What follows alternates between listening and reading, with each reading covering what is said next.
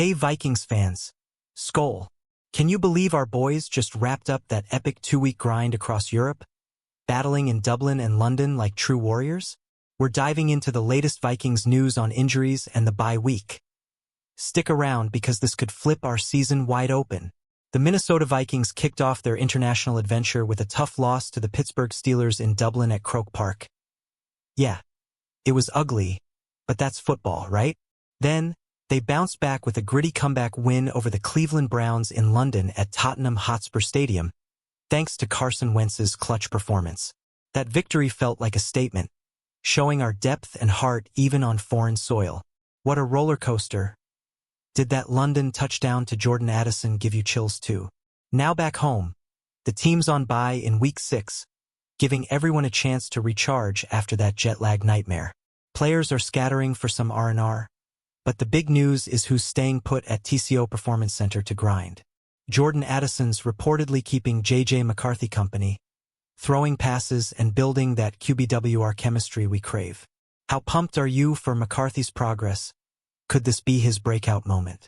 Head coach Kevin O'Connell dropped some sunshine in his pre-bye presser, announcing multiple starters returning to practice when we gear up next week. J.J. McCarthy's finally back on the field after that high ankle sprain from Week 2 against Atlanta. He's missed 3 games, but O'Connell's confident he'll be slinging it soon. This kid's resilience is pure Viking spirit. Imagine him leading us against the Eagles in Week 7. Not just McCarthy, left guard Donovan Jackson's returning after missing 2 games post-wrist surgery in Week 3. And backup center Michael Juergens is bringing that crucial interior depth while Ryan Kelly heals from his second concussion. Our O-line was a mess in London. Down to 1 starter after Christian Darrisaw sat out the 4th quarter, Blake Brandel snapping like it was grade school. These returns could shore up protection and get our offense rolling. Fans, who's your pick for most impactful comeback? On defense, inside linebacker Blake Cashman's been a ghost since Week 1, and his return to the middle will plug those gaps we've felt all season. Cashman's tackling and leadership have been missed big time. Remember how he shut down runs last year? With him back, our D could turn into a wall again. What do you think, Vikings Nation? Ready to see that front 7 dominate? Shifting to the QB battle, McCarthy's timeline is fluid, but O'Connell confirmed he'll be in the building during the bye, tossing to Addison and whoever else sticks around.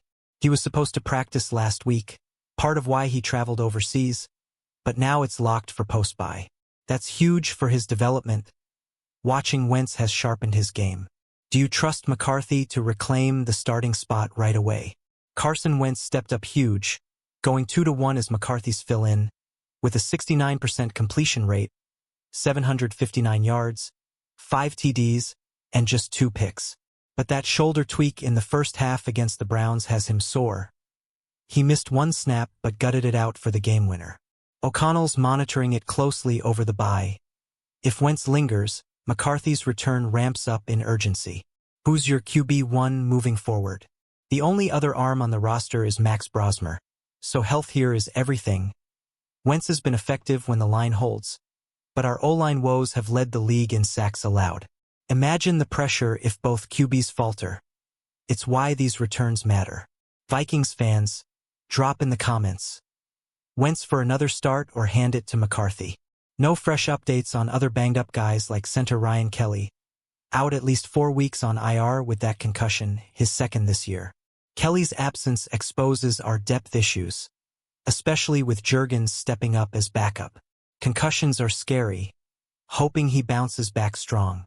Have you noticed how injuries have plagued our interior line all season? Right tackle Brian O'Neill dodged a bullet with just an MCL sprain versus the Steelers, avoiding IR, but no green light post-bye yet. Justin Skewell's been starting in his place and it's been rough, liabilities up front kill drives. O'Neill's a stud when healthy.